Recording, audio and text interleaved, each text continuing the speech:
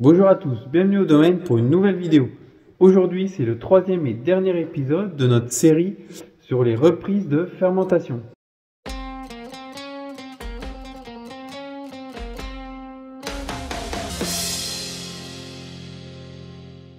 Donc je ne reviendrai pas en longueur sur le pourquoi du comment. Vous avez tout le détail dans les deux vidéos précédentes. Donc pour juste vous faire un petit résumé pour ceux qui arriveraient maintenant. J'avais besoin de relancer mes fermentations malolactiques sur une cuvée d'aligoté, sur la cuvée d'aligoté 2024. Donc, je ne fais pas toujours les fermentations malolactiques sur les aligotés.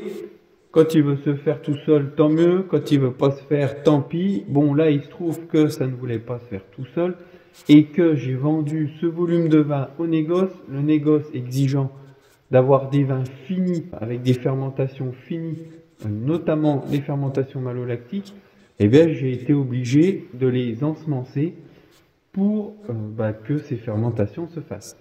Quelqu'un m'a dit dans les commentaires de la vidéo précédente que j'aurais pu attendre le printemps pour que les fermentations malolactiques se lancent d'elles-mêmes.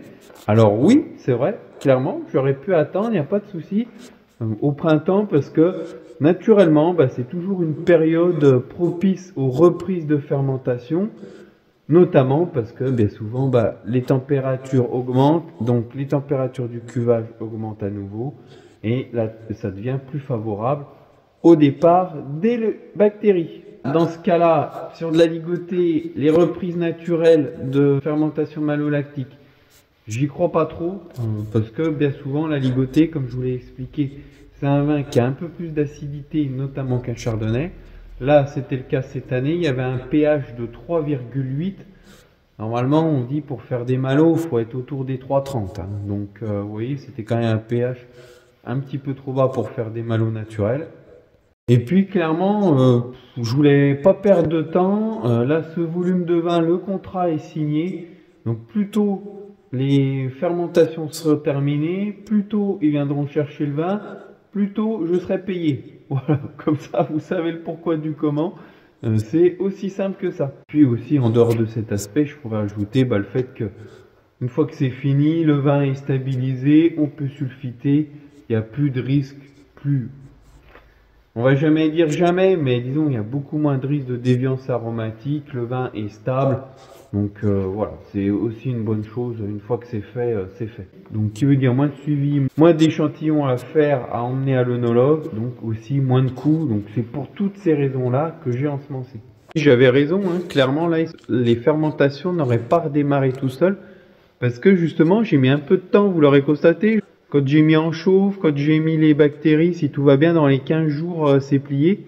Concrètement, ça n'a pas été le cas, ça a été assez compliqué. J'ai bien cru que ça allait pas démarrer. Je me suis senti un petit peu bête parce que je vous ai fait le premier épisode où je vous dis voilà, je fais tout dans les bonnes conditions et puis tout, ça va marcher impeccable. Et puis je me suis retrouvé comme un con avec des malots qui voulaient pas démarrer.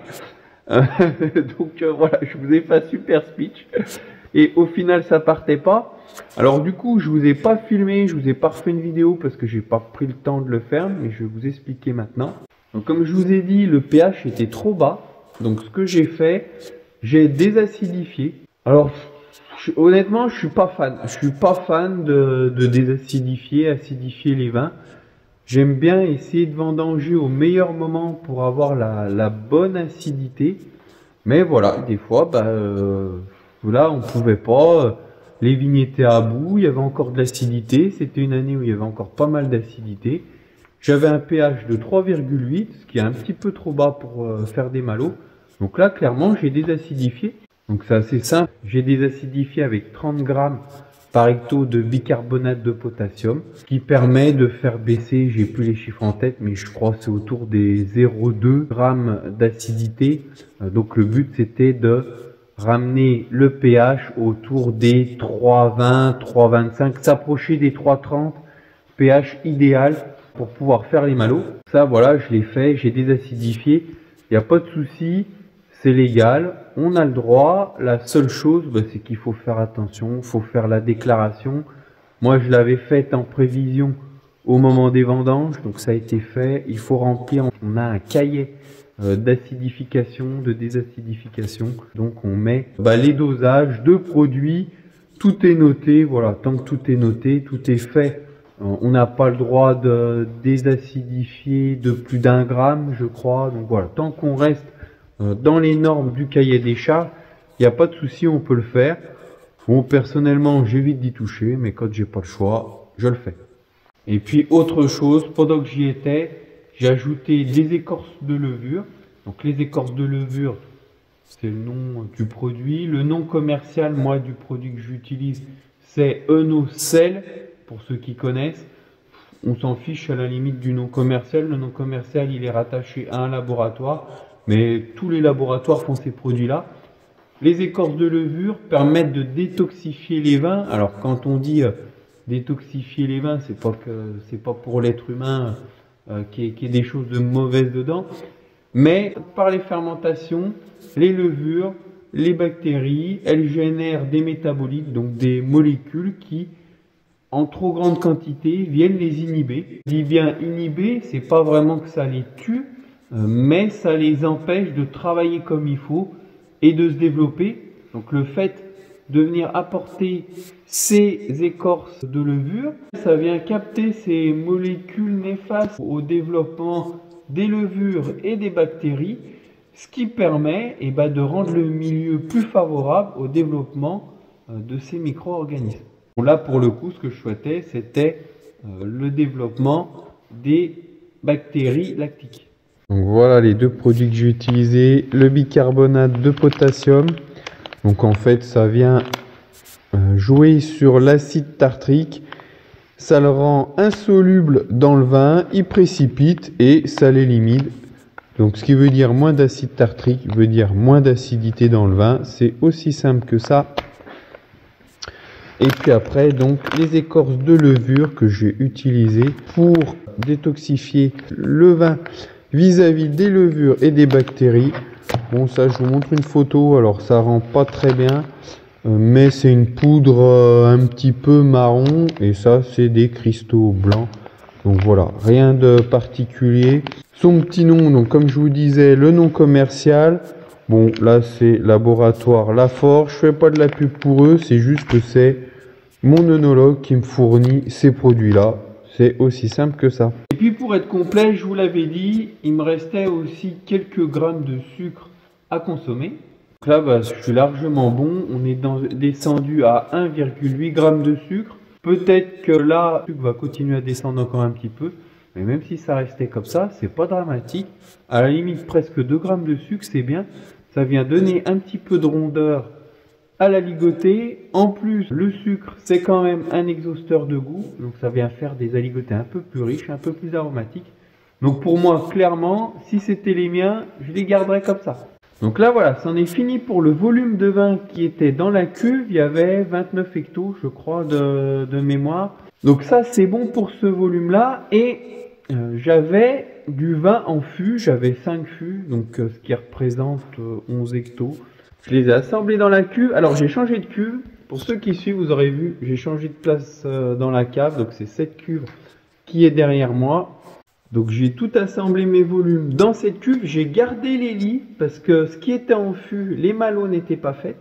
Donc le but c'est j'utilise le vin qui a fini ses malots, qui a fini ou quasiment fini ses sucres pour ensemencer mes 11 hectos que j'avais besoin de finir aussi, parce que pareil, dans ces 11 hectos là, il restait 5-6 grammes de sucre, les malots n'étaient pas du tout démarrés, et en plus, j'avais de la volatile. Bon, j'ai 0,65 sur les fûts, sachant que là, ils avaient 0,33 de volatile.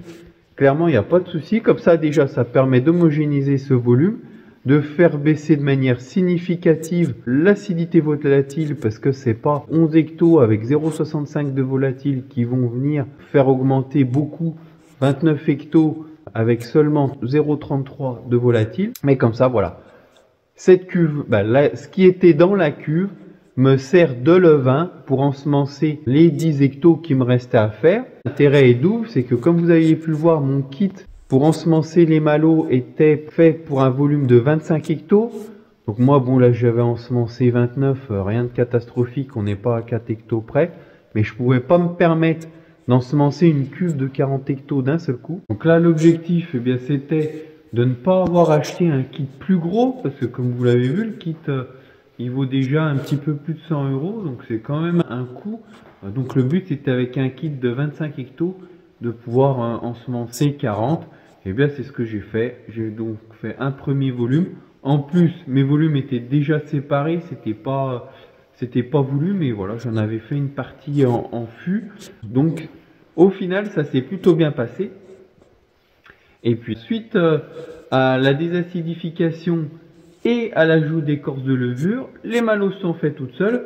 Donc, ce volume de 29 hectos, les malots étaient finis.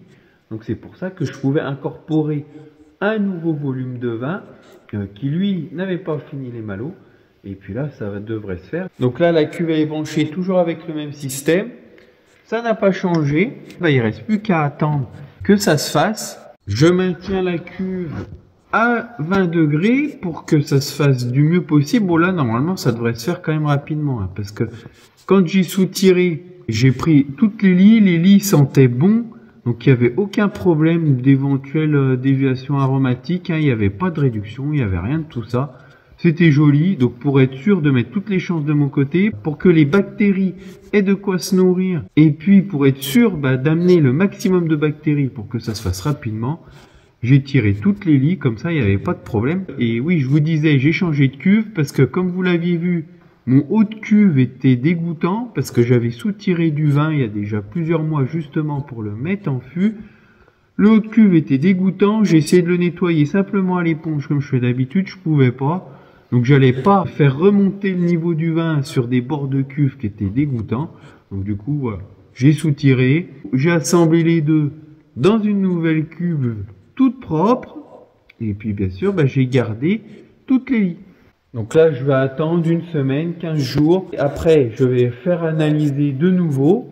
Si l'analyse me dit que tout est fini, sucre et malo, eh bien, je vais sulfiter pour stabiliser les vins, pour arrêter tout ça. Voilà, ça en sera fini pour le millésime 2024. C'était les derniers vins qu'on avait en vinification.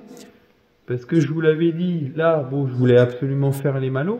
Mais sur mes autres blancs que je garde pour moi j'en ai rien à faire que les malots soient pas faits. Ce sera filtration stérile et on n'en parle plus, donc je m'embête pas à faire des malots.